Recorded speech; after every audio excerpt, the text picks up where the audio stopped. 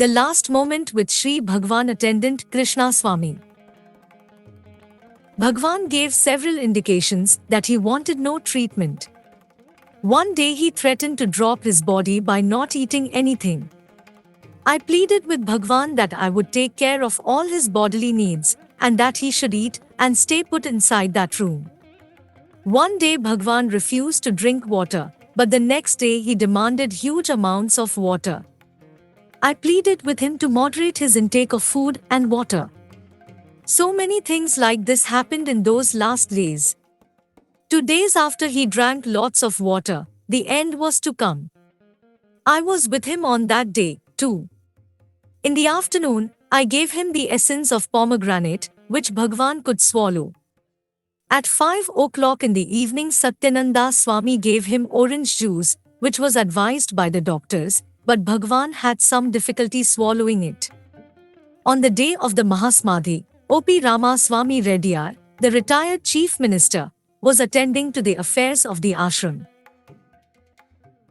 A police officer came to inquire about Bhagavan's condition on behalf of the district police superintendent, who wanted to have Bhagavan's darshan.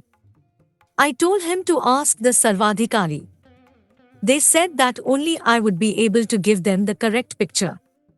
So I told them that as far as I was concerned, I did not think Bhagavan's body would last beyond 10 o'clock in the night.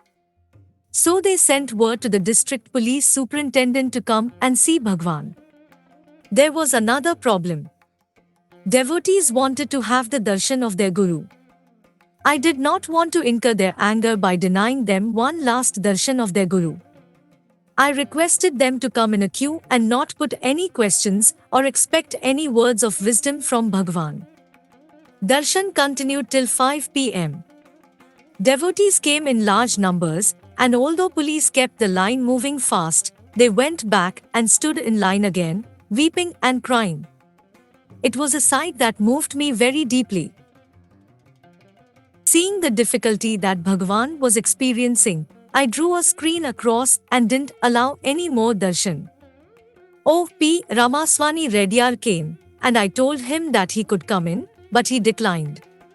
Seeing how much Bhagavan's body was suffering, O.P. Reddyar requested the devotees to sing Akshamanamalai.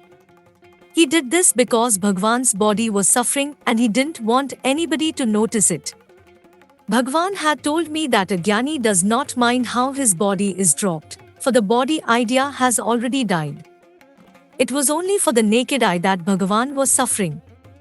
In reality, there was no suffering since Bhagavan had no dehatma buddhi, I am the body idea.